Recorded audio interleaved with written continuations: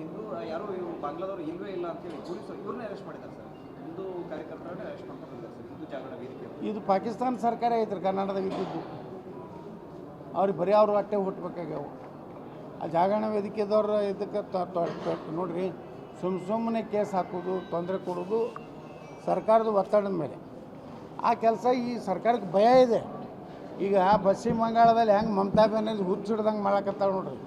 E D ಅವ್ರ ಮ್ಯಾಗ attack ಮಾಡೋದು, ಪೊಲೀಸರ ಮ್ಯಾಗ ಅಟ್ಯಾಕ್ ಮಾಡೋದು, ತಾನೇ ಓಡೋಗಿ ಫೈಲ್ ತೊಗೊಂಡು ಓಡಿ ಹೋಗೋದು, ಇವೆಲ್ಲ ಮಾಡಿ ದೇಶದ ಜನರೋಡ ಮೋಸ ಮಾಡ್ಲಕತ್ತಾರೆ ತಮ್ಮ ಮತದ ಸಲುವಾಗಿ. ಈಗ ಬಾಂಗ್ಲಾದಲ್ಲಿ ಏನು ನಮ್ಮ ಹಿಂದೂಗಳ ಒಂದು ಕೊಲೆ ಸುಡ್ಲಾಕತ್ತಾರೆ, ದಿನಾನೂ ಒಂದು ಹತ್ಯೆ ಆಗ್ಲಾಕತ್ತದ. ಬರೀ ಮಾಧ್ಯಮಗಳಲ್ಲಿ ಕಡಿಮೆ ಬರ್ತದೆ. ಆದರೆ ಇದನ್ನೆಲ್ಲ ನೋಡಿದ ಮ್ಯಾಗ ನಾವು ಜಾಗೃತಿ ಆಗದೈತ್ರಿ. ಬಾಂಗ್ಲಾದೇಶಿಯವರು ರೋಹಿಂಗ್ಯಾಗಳಂದ್ರೆ ಇಡೀ ಜಗತ್ತಿನಾಗ ಅತ್ಯಂತ ನೀಚ ವರ್ಗದು. ಅವ್ರು ಎಲ್ಲದಕ್ಕೂ ಹೆಸರಿಲ್ಲ ರೋಹಿಂಗ್ಯಾಗಳು. ಅದಕ್ಕೇ ಬರ್ಮಾದಲ್ಲಿ ಅಲ್ಲಿ ಒಬ್ಬ ಬೌದ್ಧ ಭಿಕ್ಷುಕ ಅವ ಇಡೀ ಕಿತ್ತಿ ಇವನು ಹೊರಗೆ ಹಾಕದ. ಈಗ ಹೌದ್ರಿ ಇವತ್ತು ಇವತ್ತು ಜಮ್ಮು ಕಾಶ್ಮೀರ್ನಲ್ಲಿನೂ ಅವರೇ ಅದಾರೆ ಲಕ್ಷಾಂತರ.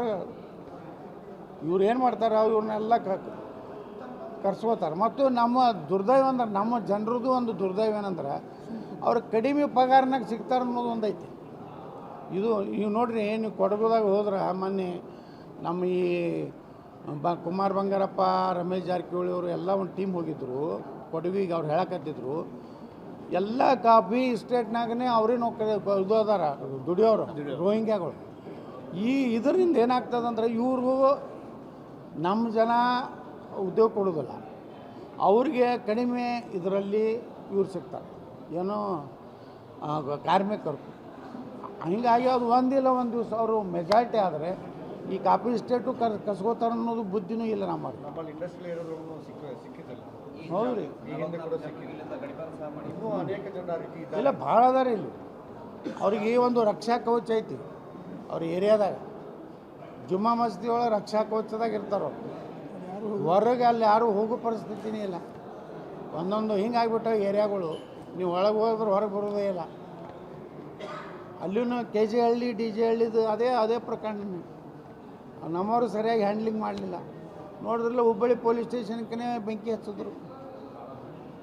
ಪೊಲೀಸ್ ಜೀಪ್ ಮ್ಯಾಗೆ ನಿಂತು ಇದು ಮಾಡಿದ್ರು. ಅವರಿಗೆ ಒಂದು 4 ಹೊಡೆದಿದ್ರೆ ಬರೀ ಉಗ್ರ ಕ್ರಮ ಕೈ ಕೊಡ್ತೀನಿ ಅಂದೇ ವಾದಿಗಳು ಹೆಚ್ಚಾಗ್ಯಾರ. ಉಗ್ರ ಕ್ರಮ ಕೈ ಕೊಡ್ತೀನಿ ಅಂದಿದ್ರು.